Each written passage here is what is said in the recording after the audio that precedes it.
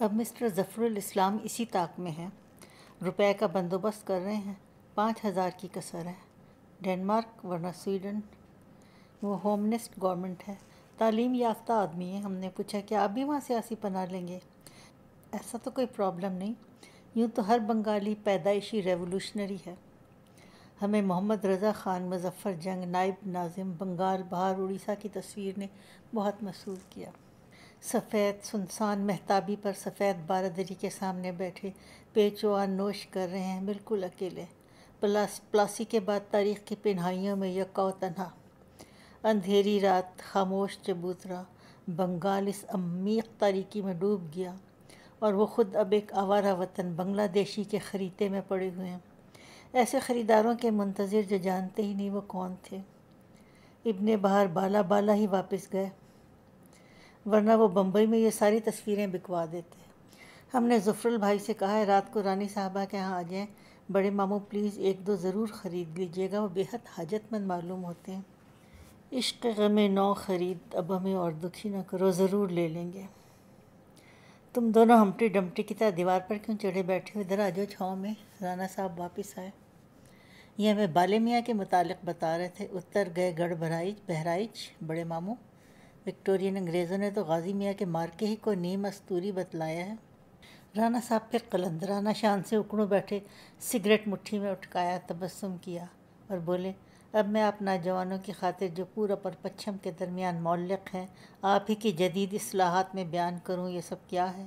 ایک گہرا کش لگایا، یہ ایک عظیم الشان ڈرامہ ہے، سمبلسٹ پلے۔ لوک گیتوں میں سرکار کی پیدائش پر ان کی والدہ برہمنوں سے جنم پتری بنواتی ہیں۔ غزنوی ماں اور پنڈت کی پوتھی، تو بھئی اسپین کا وہ کرسچن سورما جو مسلمانوں سے لڑا، وہ عیسائیوں ہی میں اہل سڈ کیوں کہلایا؟ السید عقیدت کمک لے کر تاخیر سے پہنچے ہیں، مسلمان ولی تھے ورنہ ناٹک بن جاتے۔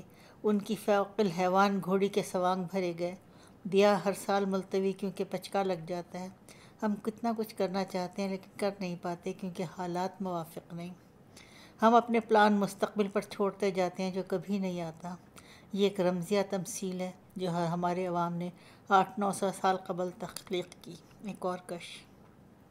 بالے میاں ایک کلچر ہیرو ہیں، انہوں نے فیروزہ کو مخاطب کیا، زرعی تمدن کے سینٹ۔ بسنت کے میلے میں آم کے بور اور گیہوں کی بالیاں یہاں چڑھائی جاتی ہیں، کسان اپنی سالانہ آمدنی کا ایک حصہ گلک میں ڈال جاتے ہیں۔ بات یہ ہے کہ اورنگزیب ایک ماڈرن ذہن کے آدمی تھے، اینٹی مسٹری۔ اب بی بی تم برائن کو اطلاع کر دو کہ تم نے ایک نارتھ انڈین میلے میں ایک کلچر ہیرو ڈسکور کیا ہے۔ پنکی نے دھیمی آواز میں فیروزہ سے کہا، اس نے جھنجھلا کر کرکٹ کی گیند کے برابر بیل دور پھینک دیا۔ بالے بالے، مینا چلائی، بادشاہ بادشاہ۔ رانا صاحب نے گویا اس کی ترجمانی کی، یہ تم کو بتلانا چاہتی ہے کہ محمد بن تغلق ماں ابن بطوطہ شاید اسی جگہ آن کر بیٹھے تھے۔ اس وقت مزار تک پہنچنے کا دروازہ اتنا چھوٹا تھا اور اژدہام اتنا کثیر کہ بادشاہ اور سیاح دونوں اندر ہی نہ جا سکے۔ مدد مدد، مینا نے نعرہ پورا کیا، رانا ترجمانی میں لگے رہے۔ محمد بن تغلق درگاہ کے لیے زبردست گرانٹ دے گئے، اتنی بڑی کہ اس کی بدولت کئی تعلق وجود میں آئے۔ مدد معاش کی جاگیریں؟ پنکی نے پوچھا۔ ارے کیا پتہ، ہمارے بدحال پرکھے جنہوں نے 3 کٹوری ستو ایک بزرگ کو پلایا تھا، ان کا تعلق بھی کسی آستانے سے رہا ہو۔ طلسماتی زمانے، فیروزہ نے کہا۔ ہاں طلسماتی۔ رات کو سوئے للو پنجو، صبح اٹھے منسٹر، 7 پشت کے لیے اطمینان، پنکی نے جواب دیا۔ مسز ڈھونڈی، زرینہ، فلی اور مہناز املی کے قریب آئیں۔ ظہور بوا نے سر پر ڈلیا اٹھا رکھی تھی۔ غریبی ہٹاؤ میں نہ، پھر چیخے، سب کھلکھلا کر ہنس دیے۔ مسکین آدمی نماز پڑھ کر لوٹا، پنجرہ اٹھا کر گروہ امراء کو معذرت طلب نظروں سے دیکھا۔ یہ اسے کس نے سکھلایا؟ پنکی نے مسکرا کر دریافت کیا۔ سرکار، ہمارا لڑکا یوتھ کانگریس میں شامل ہو گیا ہے، وہ سلام کر کے بھیڑ میں غائب ہو گیا۔ ظہور بوا نے ٹوکری بسط تکریم چبوترے پر رکھی۔ فیروزہ نے کہا، غریبی ہٹاؤ؟ ارے خدائی کارخانے میں کوئی دخل دے سکتا ہے؟ ہمارے 3 عزیز دار مزے سے سعودی چلے گئے۔ ہمارے بیٹے نے کھیتی باڑی پتوا کے گہنے گروی رکھ کے ایجنٹ کی پوری رقم بھری، وہ لے کر چمپت آواز بھرا گئی، دوپٹے میں آنسو جذب کیے، سیمنٹ کی گرم فرش پر بیٹھ گئی۔ ہمارے مقدر میں غریبی ہی لکھی ہے۔ ہاں بوا۔ حضور نے ایک بار دعا فرمائی کہ اللہ پاک ہماری امت میں کوئی مفلس نہ رہے۔ دعا قبول ہو گئی۔ پھر بیٹا زور کا مینہ برسا، چھتیں پر نالے ٹپکے، لاگے مزدور غائب، مرمت کون کرے، سب تو پیسے والے ہو گئے تھے۔ تو لوگ حضور کے پاس گئے، دعا فرمائیں کہ کچھ لوگ پھر سے غریب ہو جانا، پھر دعا فرمائی۔ وکی نے بھنا کر پوچھا، یہ تم سے کس نے کہا ہے؟ سرکار مولوی صاحب نے 12 وفات کے واعظ میں بتلایا تھا۔ کہاں ہیں وہ مولوی صاحب؟ ہمارے سامنے لے کر آؤ۔ وہ گرجے۔ گھبرا گئی۔ حضور گاؤں میں رہتے ہیں۔ وکی پلیز غصہ نہ کرو، مانک بائی ملائمت سے بولی۔ یہ دیکھو، ہم کمہار کی دکان سے کتنی فنٹاسٹک چیزیں لائے ہیں۔ 3 چھوٹے بنڈل ڈلیا سے نکال کر گلابی کاغذ اتارے۔ یہ دیکھو ہولی کعبہ، آہا، یہ ہولی پروفٹ کی ٹومب، اور یہ بہشت کی حور، بالکل اس دنیا سے باہر، یعنی آؤٹ آف دس ورلڈ۔ مٹی کا سر نکال کر چبوترے پر رکھا۔ ایک حسینہ کا چہرہ، ناک میں بلاق، ماتھے پر سنہرا چھپکا، سر پر شاہان اودھ کا ایرانی وضع کا تاج، آنکھوں میں تحیر، گھوڑی جیسے نوکیلے، کانوں میں بندے، دلدل براق۔ مانک بائی نے اطلاع دی محرم آنے والے ہیں، کمہاروں نے ابھی سے تیار کر لیے ہیں، شاہی کے زمانے سے ایک ہی سانچہ ہے۔ ایک بڑا سا ہال تھا، باہر شدید ہریالی، تیز بارش، تاشے بجاتے گاؤں کے جلاہے اپنے تعزیے لے کر پھاٹک پر آئے۔ انہوں نے پنیوں سے سجا کاغذی گھوڑا اندر بھیجا، اس کی گردن پر یہی شبی لگی ہوئی تھی، بالکل یہی تو تھی۔ کسی نامعلوم کیمیا کے زیر اثر صفیہ اپنے خول سے باہر آ گئی تھی۔ وکی نے ان کی حوصلہ افزائی کی۔ ہاں، ہمیں بھی خوب یاد ہے، وہ بڑی پھپھی کا گھر تھا جہاں ہم لوگ گئے ہوئے تھے۔ ہم سب اس وقت بہت ینگ تھے نا؟ ہاں، اب بھی لپٹا ہریسا تو نہیں ہو گئے ہیں۔ صفیہ سنو، تمہیں ان نوجوانوں سے خائف ہونے کی بالکل ضرورت نہیں ہے، یہ لوگ بھی اپنی جگہ حق بجانب ہیں۔ ہاں بھیا، یہی تو شبی تھی، اور ہم چلاتے تھے، سری بشکل پری۔ بتاشن بوا نے کہا، نہیں اے دلدل براق، آئیں جنت کی حوریں 1000 برس روتی رہیں۔ ہاں، اور بارش ہو رہی تھی، چاروں طرف جنگل اور بھیگی پروائی اندر آ رہی تھی۔ بیرن ہمری ناؤ پڑی بیچ منجھدار، صفیہ نے دہرایا۔ چپ ہو گئیں، پھر کہا، نہیں یہ نہیں، ایک اور تھا۔ سر جھکا کر پیشانی پر انگلی پھیری۔ برس کے بیٹے، دلرباتا نے، جس طرح ایک نیولا درخت کی کھو میں سے جھانک کر سر فوراً اندر کر لیتا ہے۔ صفیہ سلطان دفتن اپنے بل میں واپس چلے گئیں۔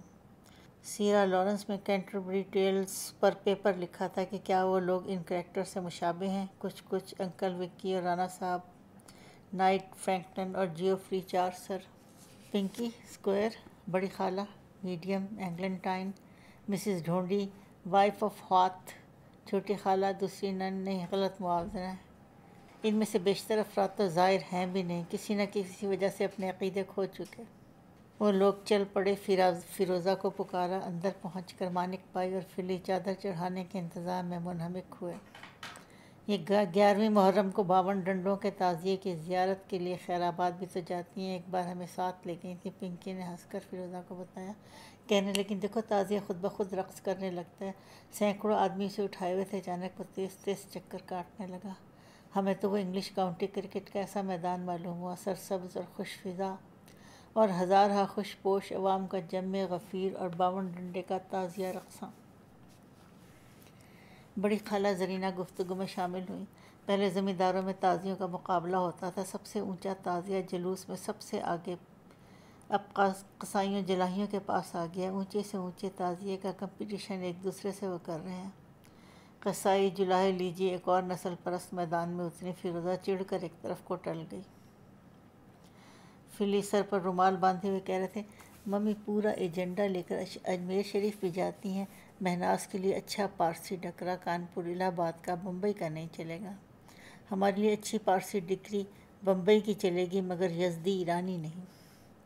وہ دیکھیے بھیا مزار شریف کے پاس چندن کا بروا۔ ہاں ضرور بوا۔ پنکی چند منٹ تک سوچ میں ڈوبے رہے۔ بڑے ماموں، ابھی ہمیں ایک برین ویو آئی، کہو میسوری سندل ٹونی میاں کو اس میں لگا دیں؟ اچھا خیال ہے، تم نے واقعی ماشاءاللہ ایک کاروباری دماغ پایا ہے۔ رانا صاحب مسکرائے۔ پنکی نے ان سے کہا، رانا صاحب کالج میں انڈین ہسٹری ہمارا مضمون تھا، اسے پڑھ پڑھ کر دکھی ہوا کیے، اسی مضمون کے ذریعے فن تعمیر تک پہنچے اور آرکیٹیکٹ بن گئے۔ کیا کریں یار فلی؟ یس باس۔ سندل کا پیڑ دیکھا؟ 1 منٹ تک اس نے پھر سوچا، پھر بشاش ہوا۔ جولی گڈ، اگر ایک کرناٹکی پارٹنر مل جائے، نارتھ انڈیا بھی چلے گا یار۔ اور ٹونی میاں مینیجر، اب فرق یہ ہے رانا صاحب کو مٹھی میں لے کر سگریٹ آپ ٹھیک سے نہیں پی سکتے۔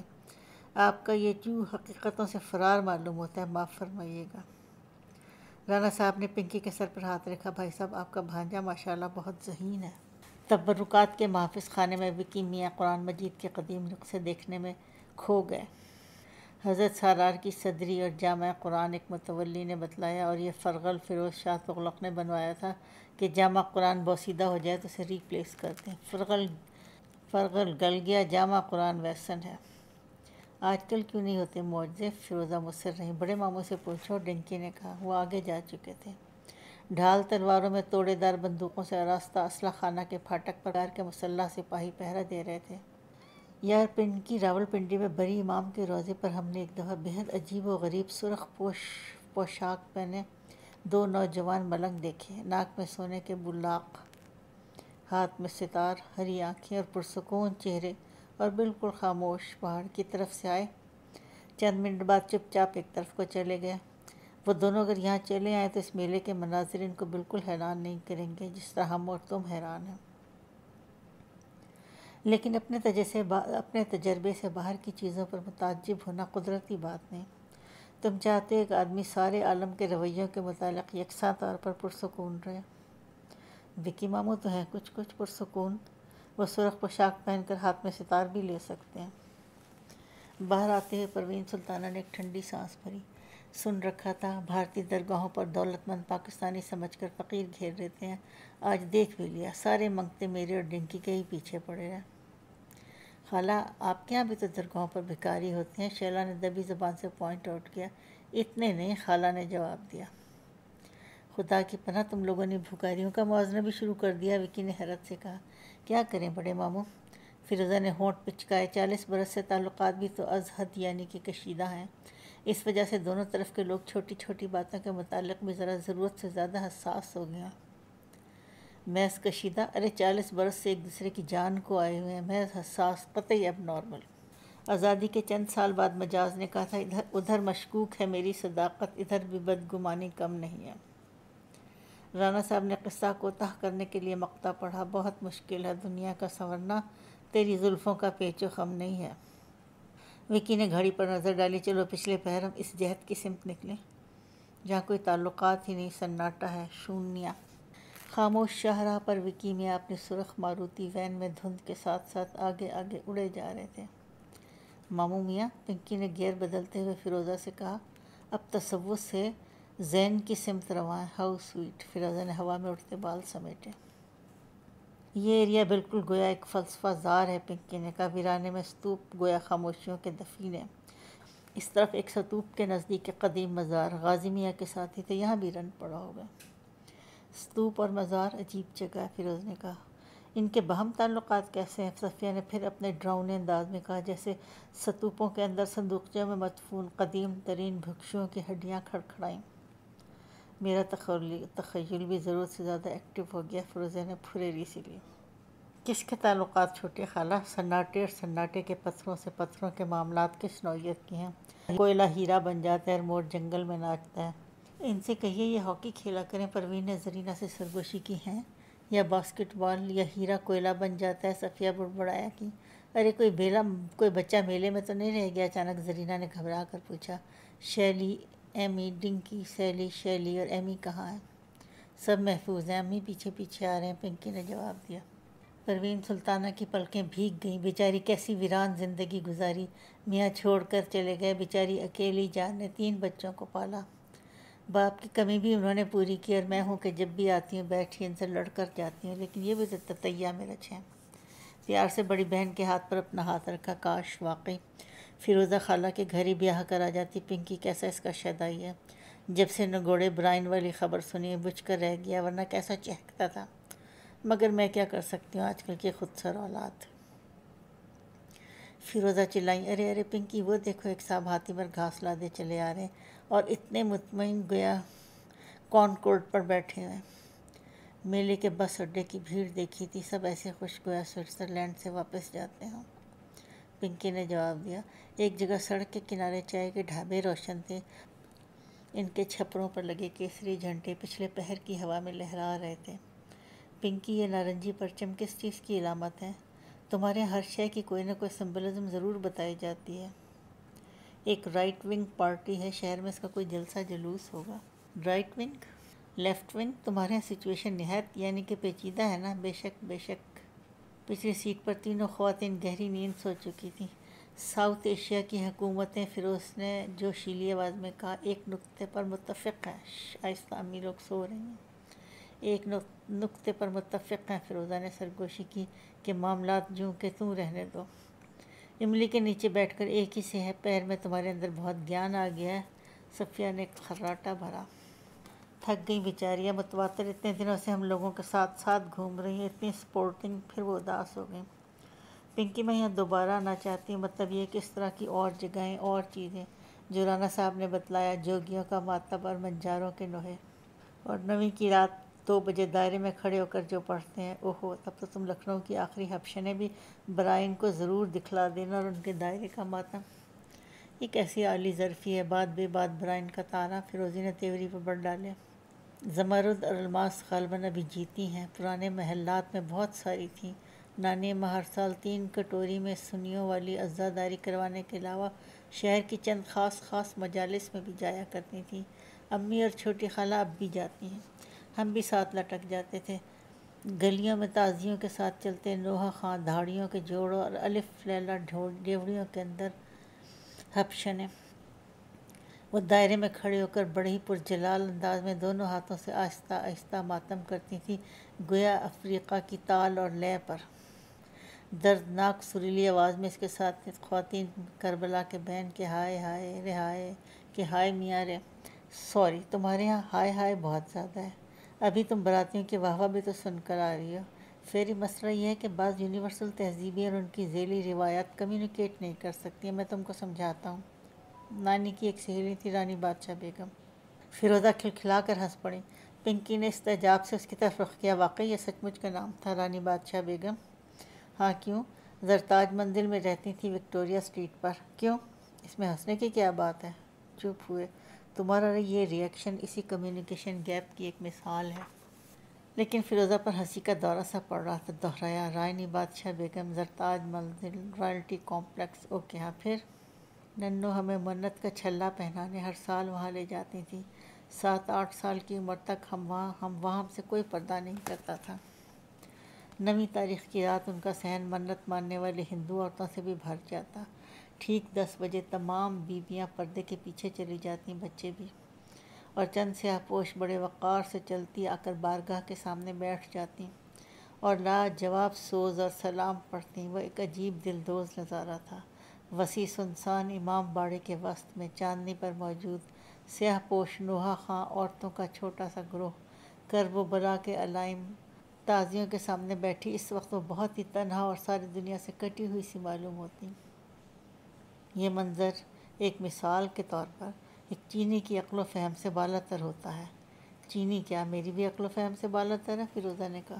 اوپر شہ نشین میں چلمن کے پیچھے ننو اور امی کے ساتھ ہم بھی لگے رہتے ہیں۔ اس وقت ہماری سمجھ میں نہیں آتا تھا کہ یہ لوگ جو نیچے پڑھ رہی ہیں، بچوں تک کو ان سے کیوں چھپایا جاتا ہے۔ وہ شہر کی ایک مشہور گانے والی تھی، اور اس کی بیٹیاں، وہ رانی بادشاہ بیگم کے ایک مکان میں ان کی کرایہ دار تھیں، اور شب عاشور زرتاج منزل کے اندر آ کر مرثیہ خانے کی اسے اجازت تھی۔ 59 میں ہم نینی تال بھیج دیے گئے، وہاں ہم خود کسی چینی کی طرح کرسمس کے اندرونی زبان سمجھنے سے قاصر رہے۔ دائرے اور سلسلے وہ یا چلے جاتے ہیں یا اچانک منقطع و معدوم۔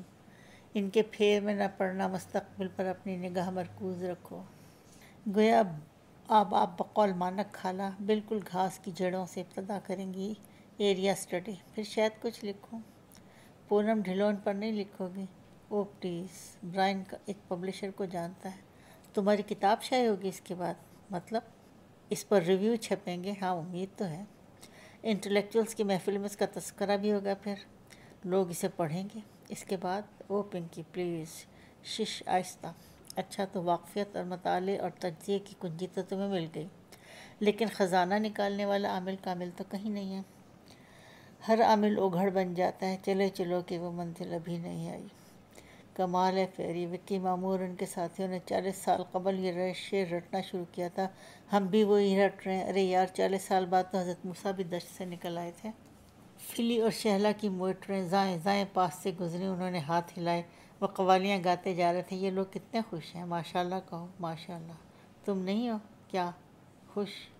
پنکی شاید میں اس فینسی ویڈنگ کے لیے نہ ہوں۔ ہاں اگر برائن مصر رہے تو آنا ہی پڑے گا، مت بھول مسافر تجھے آنا ہی پڑے گا، پنکی مصنوعی شگفتگی سے گنگنائے۔ اتفاق کیا رات ڈنر کے بعد مانک خالہ مسٹر ظفر الاسلام سے ایک تصویر خرید کر بولیں، ڈنکی بابا کے لیے ویڈنگ پریزنٹ۔ وہ ایک کالا گھوڑا یعنی ڈارک ہارس، ایک وڈیری کے جیٹ سیٹ ڈگری۔ اوہ فیروزہ، ہمیں افسوس ہے، ڈنکی نے ہم سے بھی چھپایا، ہماری تو ان سے بچپن کی یاری ہے، اس لیے شاید تم سلیمہ کی وجہ سے برا مانتے ہیں۔ ہم نے تمہاری طلاق کا برا مانا؟ چند منٹ کی خاموشی کے بعد فیروزہ نے کہا، ایک بات کا اور اعتراف کروں، اس خیال سے کہ تم کو رنج نہ ہو، تم کو میں یہ نہیں بتلاتی کہ امی جب وہاں اپنی سہیلیوں کے سامنے 3 کٹوری کا قصہ چھیڑتی ہیں تو میں بڑی کوفت سے کہتی ہوں، چھوڑے امی، اب اپنے پودینے کے باغ کا ذکر نہ کریں۔ پودینے کا باغ کیا؟ پنکی نے دریافت کیا۔ تینوں بہنیں جاگ اٹھیں، صبح کا 4 بج رہے تھے۔ صفیہ نے کار کے روشن ڈائل پر نظر ڈالی اور زور سے چیخیں، پنکی گاڑی روکو۔ بھانجے نے گھبرا کر بریک لگائی، وہ فوراً دروازہ کھول کر اتنی، راستے کے کنارے جا کھڑے ہیں، آسمان پر دمکتے دھندلے ستاروں کو غور سے دیکھا اور نعرہ بلند کیا، پچکا لگ گیا۔ کار کے اندر دونوں بڑی بہنیں شرمندہ اور غمگین سر جھکائے بیٹھی رہیں۔